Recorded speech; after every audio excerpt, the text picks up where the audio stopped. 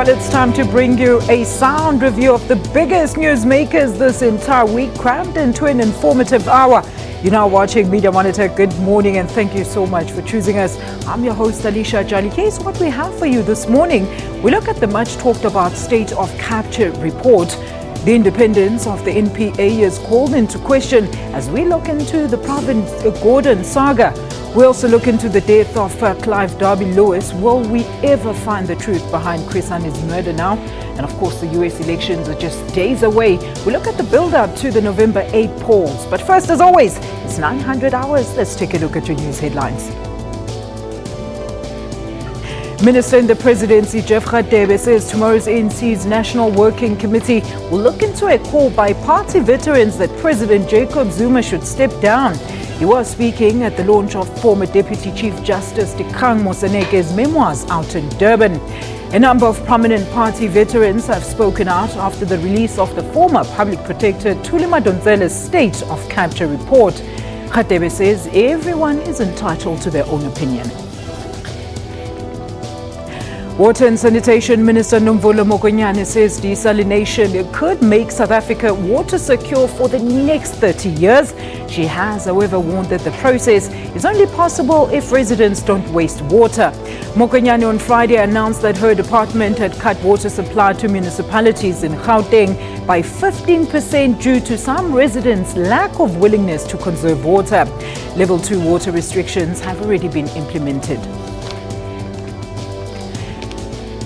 And the Proteas have continued to pile on the runs on day 4 of the first test against Australia out in Perth.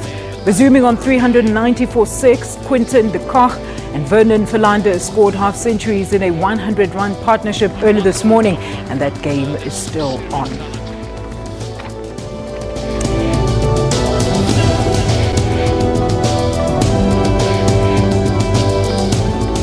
Welcome my guest this morning. I'm very pleased to be joined by professors once again, political analyst Professor Tinyeko Maluleke, as well as Professor Stephen Friedman. Gentlemen, what a pleasure. Thank you so much for being here. Thank you. Thanks. All right, so now a quick look at the big hashtags of the week. And for this segment, we're very pleased to be joined by our very own SABC digital news producer, Ms. Naledi Shang. Naledi, a very good morning to you. Good morning. What was the biggest trends this week? Well, obviously, the state capture report, we saw a lot unfolding in the courts. President Jacob Zuma deciding to abandon the bid to block the release of the report.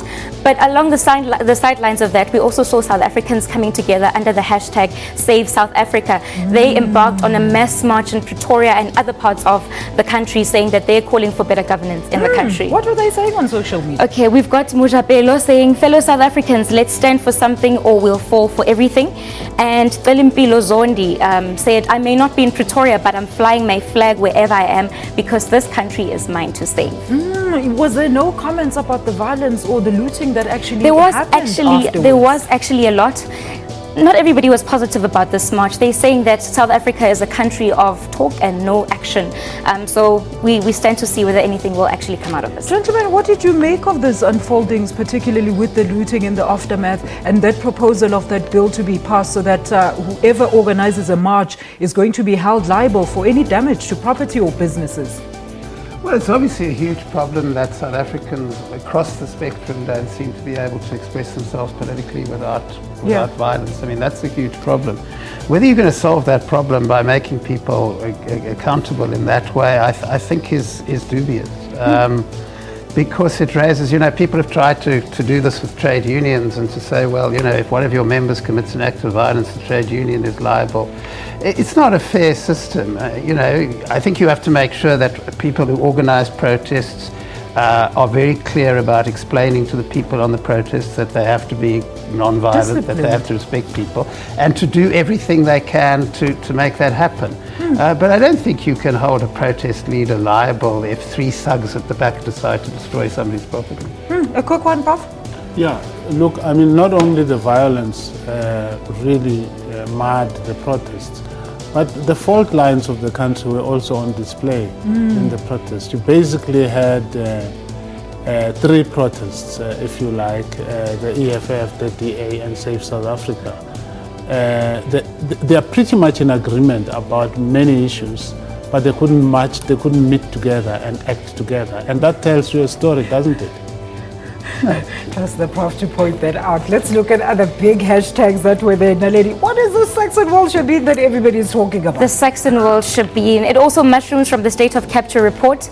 You'll remember that former public protector Thuli Madonsela's report placed Eskom CEO Brian Molefe around the Saxon World area numerous of times, right? But he's come out to say that this does not have anything to do with him having relations with the Guptas. He says there's actually a Shabin around the area. Now South Africans have gone in search of the Shabin, and let's look at what they're saying on Twitter. Here they're saying, we're waiting for an actual believable explanation. Responses like the Saxon World Shabin lower the standard of any possible debate. And we've got someone else saying, I'm disappointed in Brian Molefe. I admired him. Thuli Madonsela saved us. Gentlemen, Professor Dinyek, what did you think? Well, you know, the Saxon World Shabin, you know what I find very, very funny about that whole thing? Yes, Prof. Is that one moment Brian Molefe was virtually telling jokes about the Shabin, about the young wife, about how cell phone towers work, and then the next moment he was crying. That shift was for me quite dramatic. Professor, what did you think? Well, I just wonder about the way he's chosen to respond to this, quite frankly. Because AJ Gupta, for example, has said that they're friends. So one would have thought that the way Brian Molefe would have handled it would be to say, yes, we're friends. It's a democracy. I'm entitled to have friends, and dealt with it on that level. He seems to have dug a bit of a hole for himself by saying, well, you know, despite the fact that my cell phone records say I was there, it was really something else. He didn't actually say it was a Shabin. He said maybe it was a Shabin. So what is it? But, you know, I think it's a, you know, I was on some discussion the other day in which somebody said, well, he's entitled to be friends with who he likes. And I said, well, that's true, but then he mustn't come on, you know, nationally and say it wasn't about friendship, it was about something else. So I think he's in a difficult position at the moment as far as, I mean, clearly, you know, people tend to forget that the state capture report didn't actually say that anybody at this stage was guilty of anything. It's simply about investigation. But obviously, if public figures start saying things in public which then get questioned in this way, it undermines their credibility, and I think that's a problem for them. Let's move away from Shabins now. Thank you, Professor Naledi. I mean, another big trend, I'm sure, a day that pirates would like to forget. Yes. What happened yesterday? Before yesterday, let's rewind to Tuesday. Yes. The Buccaneers played against SuperSport United, and they received a thrashing, a 6-1 thrashing, and Twitter had a field day with Orlando Pirates, and these are some of the tweets that came through. This one was actually from yesterday. Kananelo says, even though Orlando Pirates won tonight's game, we still haven't recovered from that 6-1 defeat.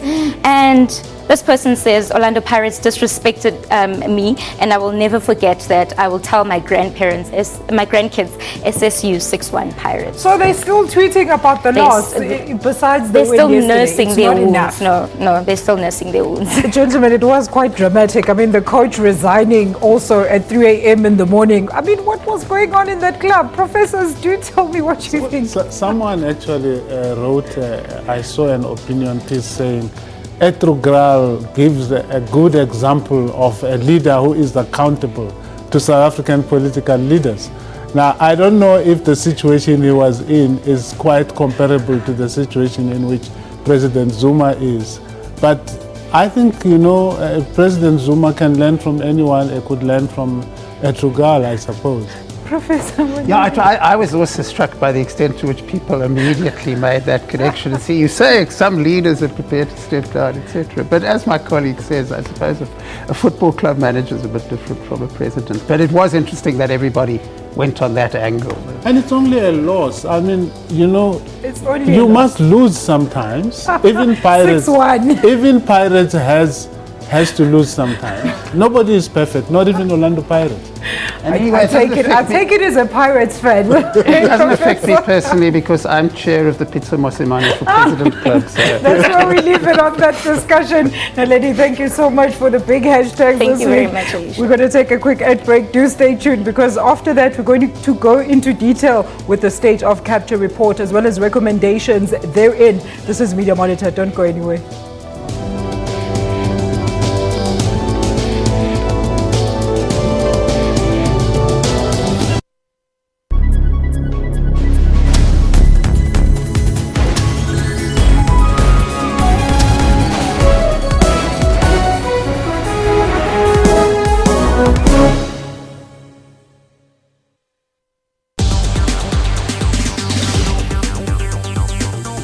Whether you're looking for a restaurant, public transport, or a university, a lot of us use our smartphone apps to find the closest one.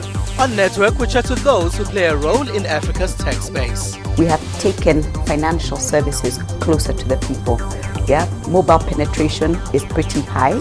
Apple take 30%, keep 70%. On Network, we give you Africa's social media and technology news. That's Network with Ms. Phumelele Zondi every Sunday at 7:30 p.m. Central African Time.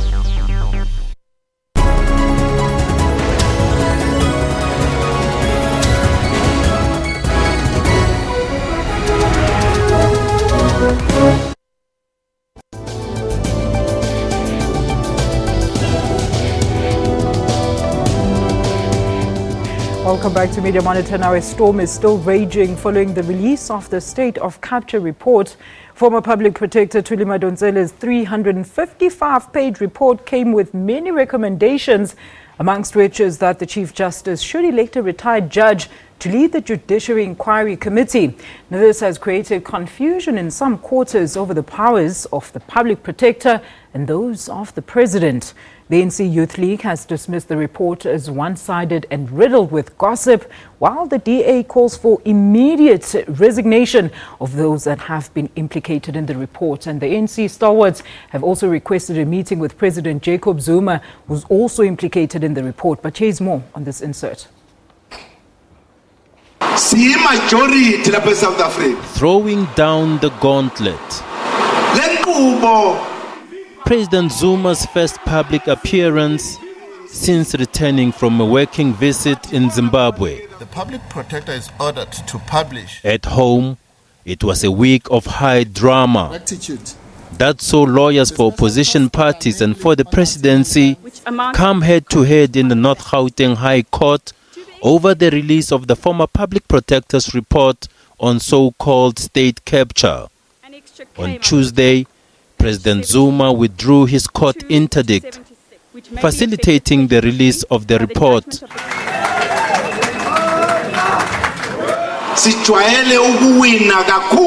Addressing the community of Dumbe in Paul Petersburg in KwaZulu-Natal, the president took a swipe at those who he says always rush to the courts just to suppress the ANC.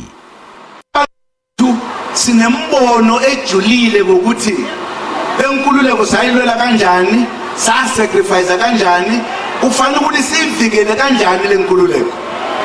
Hayi ukubhala incwadi uthi ubhalela umuntu kodwa ubhalela izwe lonke.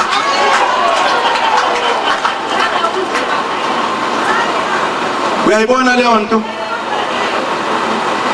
Awukayitholi wena incwadi. Incwadi siya analyze le kude. Yakho le ncwadi. He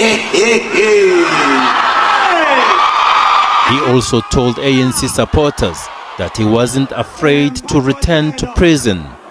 Uyabona ke bathi ngoba baye enkantolo ebese befuna ukwesabisa iANC asize ukwesaba ke thina.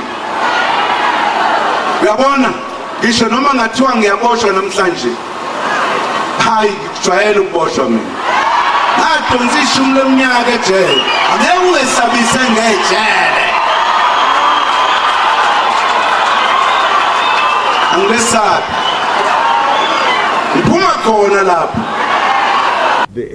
He also lashed out at ANC members who raised their concerns in public, including the ANC 101 stalwarts, who this week said the president had brought shame on the party and the country. That was followed by the call from his predecessor, Thabo Mbeki, to give the stalwarts a hearing. Kukhona abanye abanembono yabo abazibiza ngamagama athile ngeke ngiwabize ngoba sengiwakhohlile.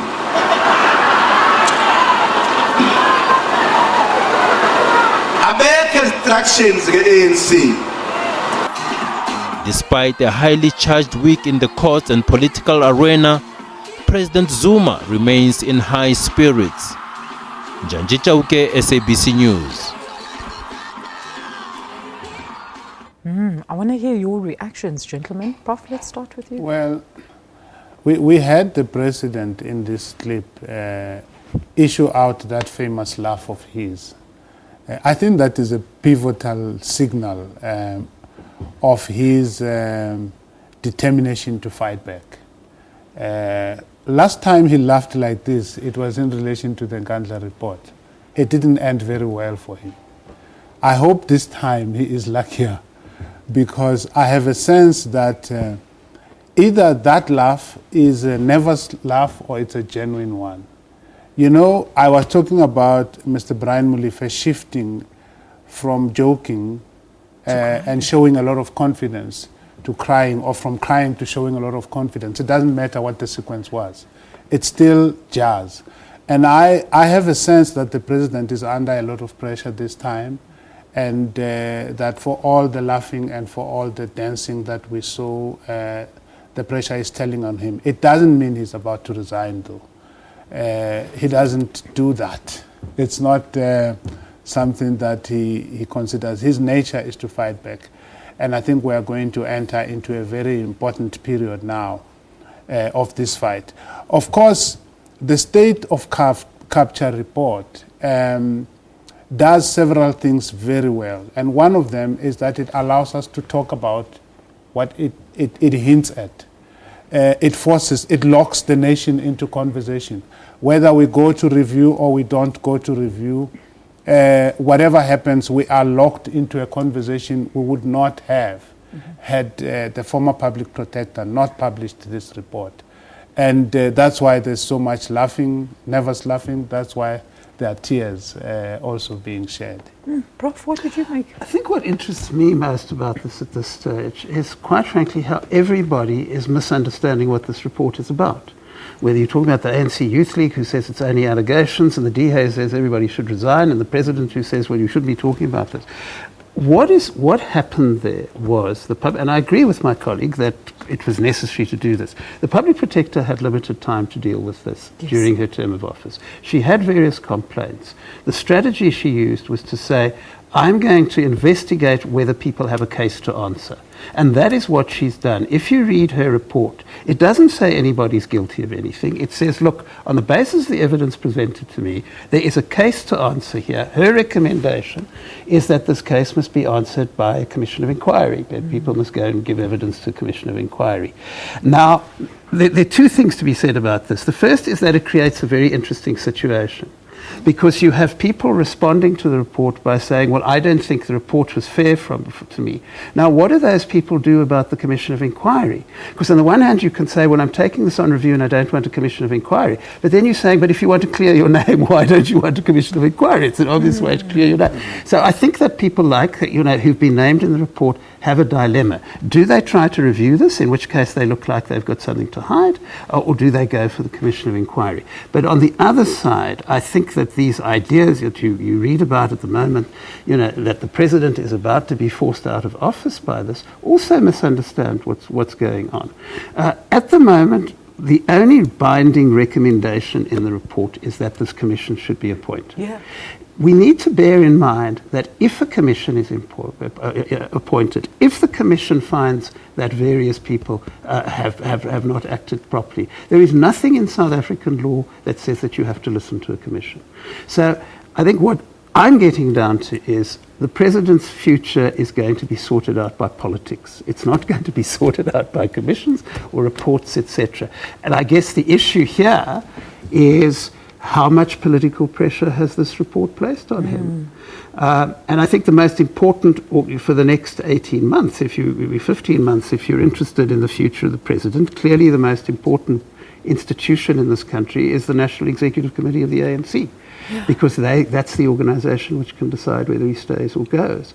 So what's going to happen for the next 15 months is we're going to be seeing whether any of these issues influence members of the NEC to change their vote. I don't think it's likely at this stage, but who knows in the future. Gentlemen, while we're still on that matter with the review, what's going to happen now? Is the commission going to be established, or people are still going to have this matter reviewed? Because a lot of people that have been implicated, like Brian Molefe, have cited the fact that they were not called to answer those questions that were provided by the public protector. Well, the Nkandla matter established a few important things. One of them is that the public protector's remedial actions are binding.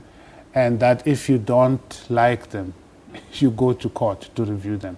And I suppose this is the rules that will apply. These are the rules that will apply now. So on the table is the proposal or the remedial action for the establishment of a judicial commission of inquiry. That's what you take to on review if you want to take something on review. And my sense is this: when you take it on review, you cause a conversation, a national conversation around the issues anyway. Yeah. And the outcome of that review will determine what happens next after that. And I suppose there are issues worth looking at in this proposal, because it could be argued that the public protector is taking some of the powers of the president in proposing how that commission should be I was formed. about to ask that. Are we going back to that conversation now where it's the powers of the president versus those of the public protector? Well, there are good reasons, though, for the proposal that has been made here, because the president is directly implicated. Yes. Of course, you know, that is up to a court, if this matter is taken on review, to determine whether such is the implicatedness of the president that it is necessary to structure a judicial commission along the lines that the public protector proposes. But that's not the same as determining whether you will have a judicial commission of inquiry or not. That's yet another matter. So I have a sense that we are going to have a judicial commission of inquiry. We are probably going to have this matter taken on review. So we are in for a long and we know how people feel about commissions, hey, Professor. But let's talk about the implication of ESCOM in this matter. Well, I think it's more a question. I mean, let me just to add to what Professor Maluleke is saying. I mean, there may well be a court case, and the court case, the question of whether Mr. Molefe or anybody else was questioned or not is not really relevant to the court case, because the court case is about should the recommendation that a commission be appointed be accepted. Now, I would imagine correctly that if you're going to challenge that, you're going to challenge it on the basis that it's unconstitutional because you're forcing the president to do something, and it'll be settled on that issue. But of course, what we need to bear in mind the whole time, which is what I'm stressing, is there's also a political process going on here. We're a democracy. And as far as ESCOM is concerned, I think the issue is less ESCOM than Mr. Molefe, in the sense that there were suggestions at one stage that he was a possible candidate for finance minister, and that he could be presented to people as a finance minister who may be more acceptable to some of the people who are supporting Minister Gordhan than Mr. Van Rooyen was. And I think that's out of the window now. I think the idea that Mr. Molefe could appear as a finance minister, which would enjoy widespread confidence, unless we go to a commission of inquiry and he's totally cleared, etc., I think that he's going to have a problem if that's where he hopes to land up. So I think it's more about his political future at the moment.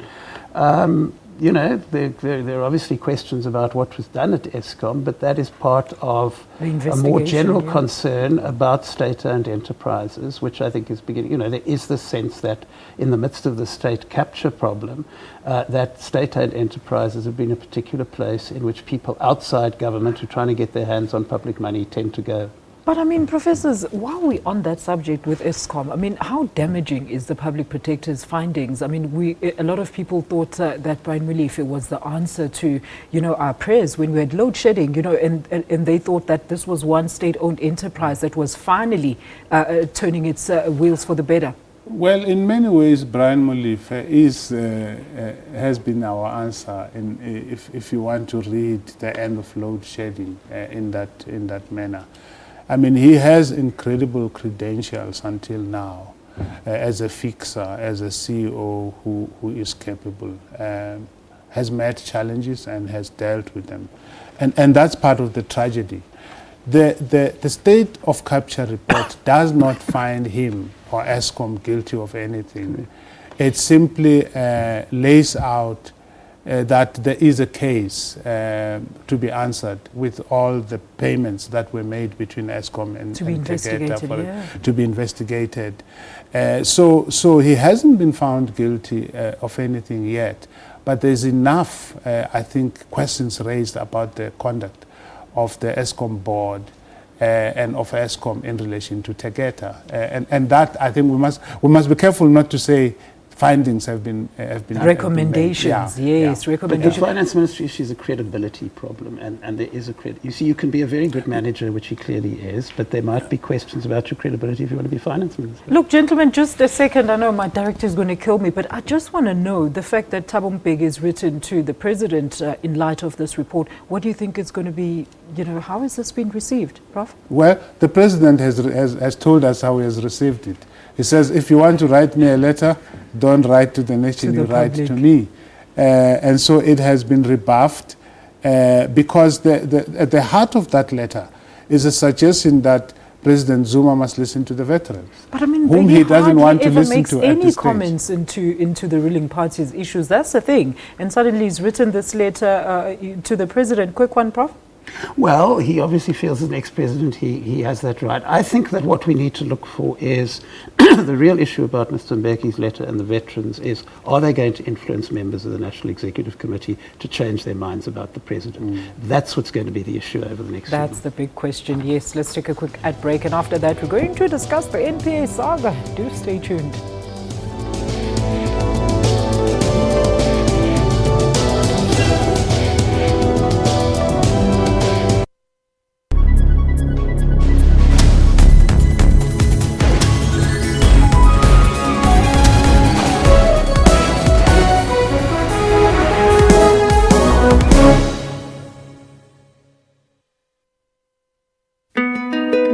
What is the price of ambition? Early mornings, late nights, or sacrificing the little things now for bigger things tomorrow? Ambitious people are all made of the same stuff. Big dreams, big dedication, and a big attitude. With an understanding that sometimes to get ahead in life, you need a helping hand from those a little bigger than you. For home, for business, for life. Macro, big on life.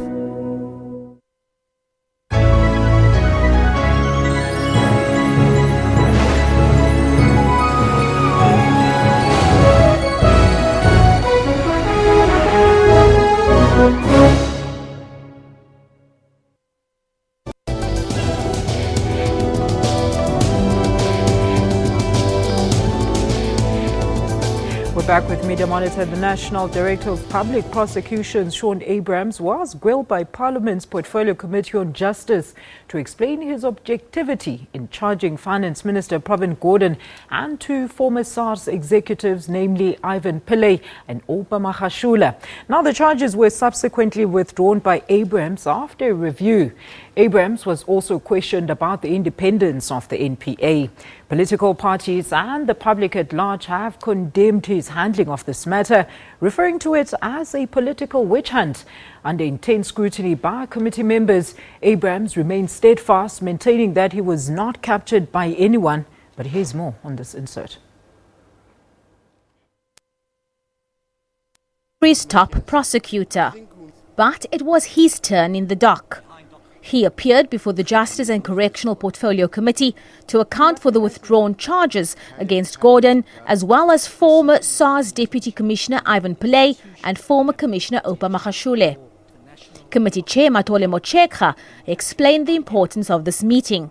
The handling of the McBride case and that of Minister Pravin Gordhan resurrected claims that state institutions are utilized to fight factional battles within the ruling party.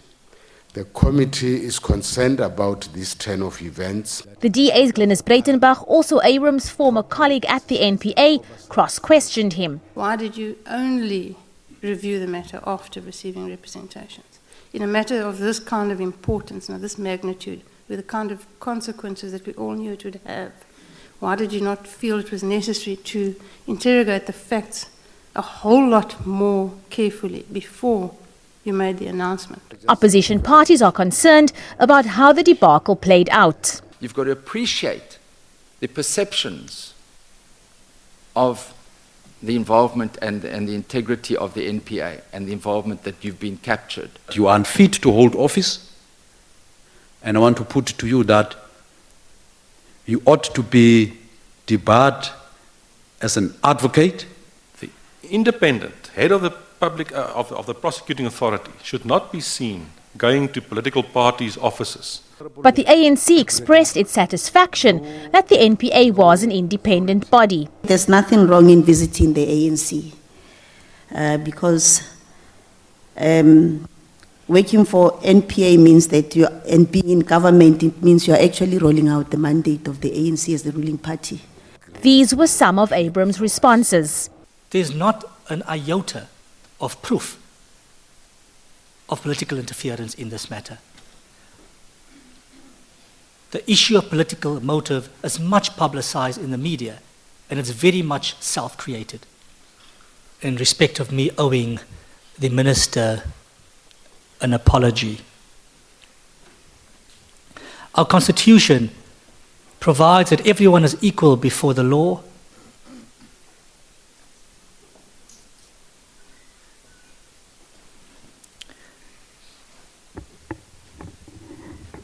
And I don't deem it necessary under these circumstances to tender an apology. Allegations have been leveled that I discussed this matter with the President at a meeting held during the afternoon on Monday, 10 October 2016 at Luthuli House.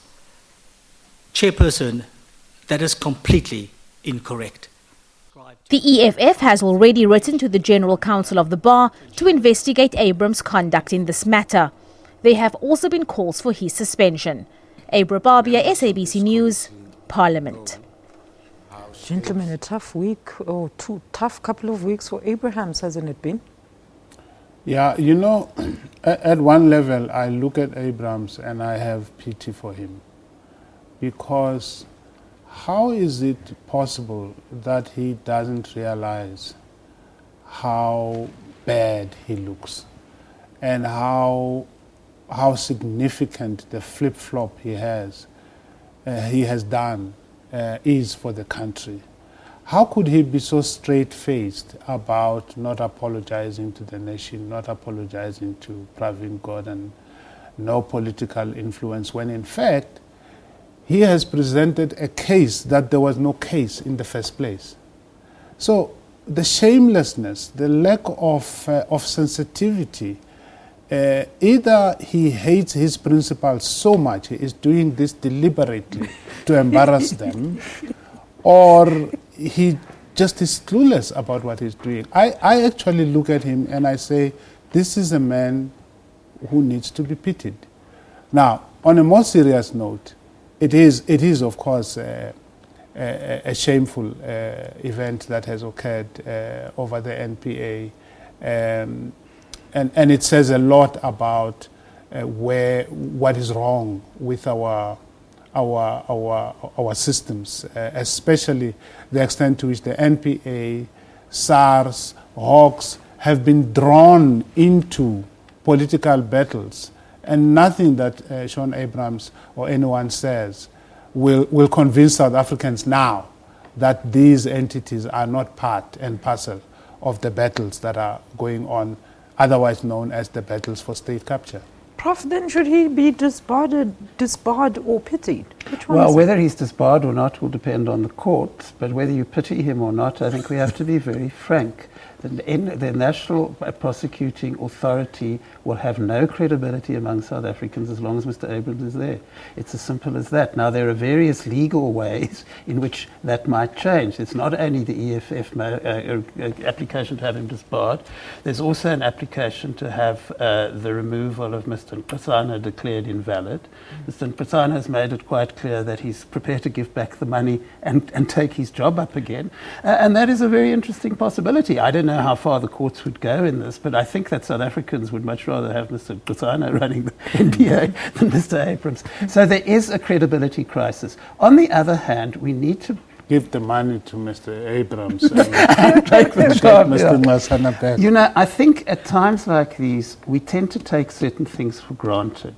as horrendous as this decision was, the fact that our system works well enough to stop things like these happening is very important, just as it was important that the court could intervene on the Nkandla matter. I know other places where people would have got away with this sort of thing. And the fact that they haven't got away with it now means that we have certain advantages. You know, our system works better in some ways. Speaking than we say it does. I mean, Prof, with the system, if you're talking about the system, are we saying that then we let things happen the way that they unfolded here, or should we wait for the judicial outcome? I know that his biggest concern is the fact that a lot of people are asking for him to resign, and he says he's not going to resign over this matter. The democracy or the constitution allows him to charge people and drop charges if needs be, and he should not answer to that. Yeah, well, I mean, I don't think we should be fooled by his sense of bravado. The question, though, is whether this has ended. I'm not so sure that it has ended. And I think that's part of the reason why he has continued to sound the way he has sounded. Because there is still the possibility, there are reports that they are still working on resuscitating the charges against Pravin, for example. I've seen new names appear of people in the radar of the NPA for investigations. You must remember that it is only in December last year that the president had to be forced to withdraw Des Van Rooyen. And within 6 months, they were trying to get Pravin out.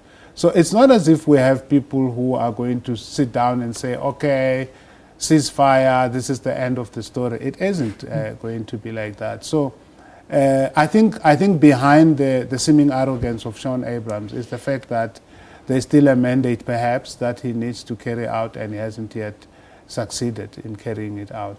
And that's why his personal resignation, important as it is not the biggest issue. The biggest issue is how we ensure that the NPA does what it was created for. And as long as it is in that office, I am not sure that the NPA can do what it was created for. Why do you say that, Prof? Well, he's already shown us, most dramatically, in less than 2 weeks, of him charging Pravin Gordhan and withdrawing charges, in the manner in which he has tried to explain this. Almost telling us that he can do what he wants, just like you said now. Mm-hmm. I don't know that those are the traits you want in your National Director of Public Prosecutions. Prof? You see, I agree that it's not going to go away, but the point is that whenever people try to take over the Treasury, which is what this is about, they are beaten back.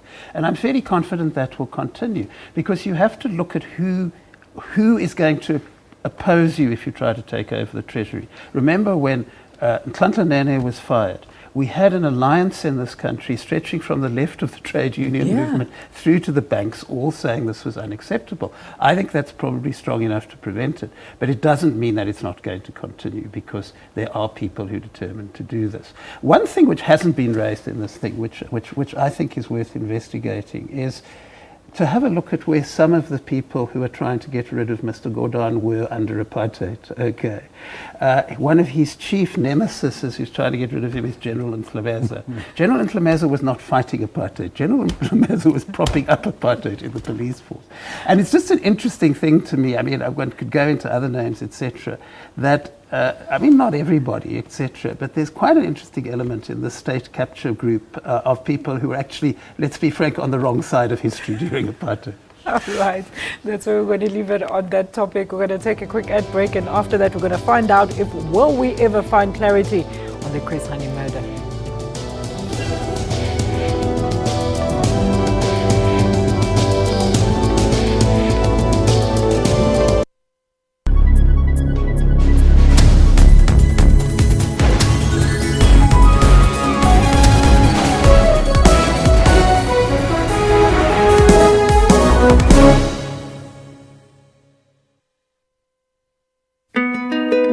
What is the price of ambition? Early mornings, late nights, or sacrificing the little things now for bigger things tomorrow? Ambitious people are all made of the same stuff. Big dreams, big dedication, and a big attitude. With an understanding that sometimes to get ahead in life, you need a helping hand from those a little bigger than you. For home, for business, for life. Macro, big on life.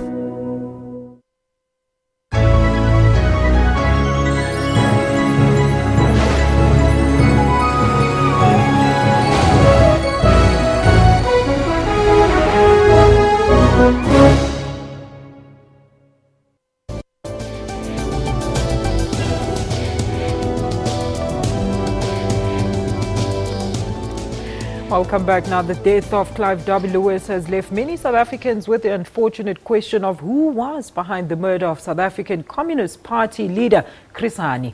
Derby had been suffering from terminal lung cancer and was under house arrest. He died in hospital in Pretoria. Gentlemen, Prof, what did you think?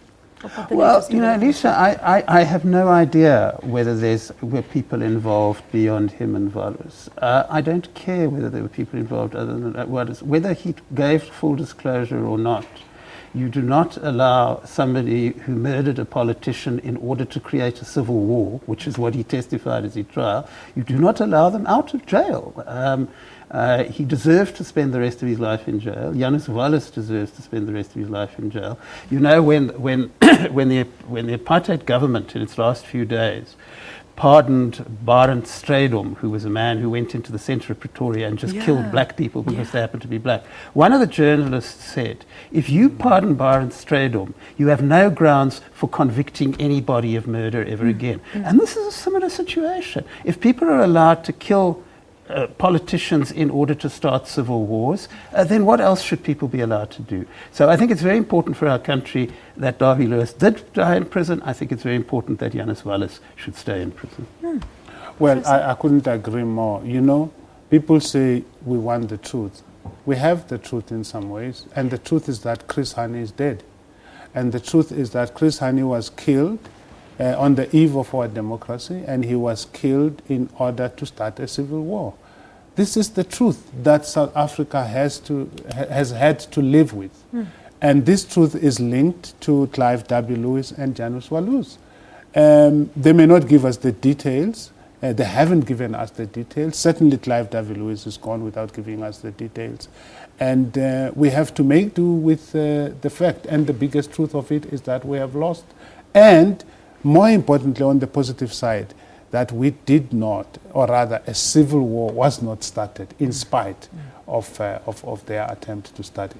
You know, Professor, you touched on it earlier on. I want us to expand on this point. What then should our democracy or constitution absorb from this type of case? Are we putting out laws? Should we review some laws around when it comes to things like your correctional services and sentencing, and what happens when people kill people? How sure we need to review the laws. I mean, the fact of the matter is, in the Wallace case, that yes, there was a judge, and you know, we know that not every judge in South Africa is supportive of our new democracy, in which a judge took a particular decision, but fortunately, that decision does not stand because there are other processes. You know, now if you can imagine a situation in which the Constitutional Court said it was that decision was valid, then we'd have a problem. You know, I don't want to anticipate court cases. I'd be very surprised if that's what the Constitutional Court did say. Look, people have raised technical questions about how the amnesty process, the parole process could be better, and that ought to be looked at. But I don't think our laws are in a situation where we can't handle something like that. Prof? Yeah, I agree. I think, you know, sometimes there's an overlap between law and ethics, between national interest and law. Yeah. And we can't expect law to answer all of our questions. In other words, to manage our democracy completely. And I think here, in this case, we're talking about acts which were designed, if you like, to prevent the democracy that we have become. And being in jail is not the worst thing that can happen in this world. There are states in the US where So you are sent to the electric chair, and so on. So I think that the TRC has also been heavily criticized. Yeah. But I think on this particular matter, even the TRC was not too far from the truth, as it were. So I don't think that it is necessarily a legal matter, that there are still legal gaps that ought to have been closed here. So those divisions that were created when he was killed between black and white, are we ever going to iron them out, and how, Prof? Well, when you say, are we going to iron them out? I mean, race is very important in this country and will be important for a long time. And we don't do ourselves any favor in this country where we try to sweep it under the carpet. These people who say, well, we've been a democracy for 22 years. Why do you talk about race? On the other hand, you can deal with a history of racial domination without killing each other. And you can deal with it with, so some of us have been saying for a long time, what we really need in this country, which would be very difficult but necessary, is for us to be far more honest about race than we've been in the past, to recognize far more that those kind of what I call racial pecking orders, who thinks they're superior and who thinks that other people are inferior, has not changed as much in the last 22 years as we think they are. And until we deal with that problem, we won't reach our potential as a society. So race is a huge issue in the society, but clearly, presumably most South Africans can deal with this without resorting to violence. Absolutely, yeah. Well, what do you say about the amnesty then? Should we not be giving amnesty to perpetrators? I mean, we did say that South Africa, one of the reasons we're pulling out of the ICC is because South Africa tries to find peaceful resolutions. Yeah, well, we mustn't conflate on an unrelated issues. Yeah, we mustn't conflate issues, because the ICC withdrawal sometimes feels to me like, the do not disturb sign. You put the do not disturb. So it's like, do not disturb. We are busy wrecking a country here. So I wouldn't mix the ICC issue to this. Amnesty, as defined in the TRC Act, has been problematic. For many, many reasons. You'll remember that at the beginning of the TRC, there were people who were saying, actually, there is no TRC, there's just an amnesty committee, and that committee can give some things to people immediately, whereas the poor and the people who are coming to give witness must cry and wait, and perhaps something will be or may not be done, will be done for them or may not be done for them. So amnesty is problematic, but when properly configured within a strong enough legal system, which can extract certain kinds of compensations, perhaps even amnesty is not impossible. But I think ours had many flaws, but we would need more time to discuss those. Well, we don't have that time, Prof, because we have to move on to our next topic. With just a couple of days to go, USA citizens will be headed to the polls on the 8th of November 2016. It has been a tough race between Hillary Clinton and Donald Trump, with Clinton's email saga overbearing a race and, of course, Trump's sexual misconduct cases being brought forth. The dollar has had a major knock for the past 4 months. What do you make of the heated race, Prof? Well, it's very interesting that this is probably the one race in very many years when the issue is which candidate is less of a problem. I mean, both candidates are incredibly tarnished. I mean, the reality, I was in the US a few weeks ago, the reality is that the good news is that a majority of the American voters believe that Donald Trump is a danger to society, which he is. The problem Hillary Clinton has is that they're not so sure that she isn't a danger to society. So you have this ridiculous situation in which, the world's most prominent, the world's richest democracy, in effect, cannot find a candidate for president that people have confidence in. I think sitting on the sidelines, I mean, it might be clear that I'm not a great fan of either candidate, but I suppose for the future of humanity, it's better that the candidate who's not clearly a racist wins. But that's my extent of it. Yeah. Professor? Yeah, no, certainly. I mean, I sincerely hope that Hillary Clinton wins this presidential election. even if her win only manages to help us from having a Trump presidency. Exactly. I saw something very funny yesterday. She's a default president then. No, the suggestion, which is pretty much along the lines, is, you know, you have two candidates, both of whom will get nothing done. But the difference is that one of them will get nothing done and the other will get almost nothing done. How does that work? No, it's not about who's going to get things done. It's about who's going to harm less people.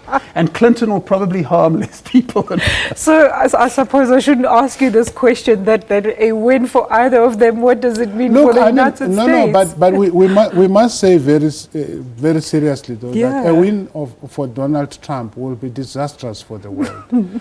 Because think about it. I mean, the president of the USA is still arguably the most powerful leader in the world. Yeah. And to give that kind of power to a Donald Trump is to play Russian roulette with the lives of millions of people, not just in the US, but in the whole world. So I think it is important that he doesn't win, but it is also interesting that he has so much support. Because what is going to happen to that support? What does it say Whether about he those wins people? or he doesn't win. If he doesn't win, where do his supporters go and what do they do?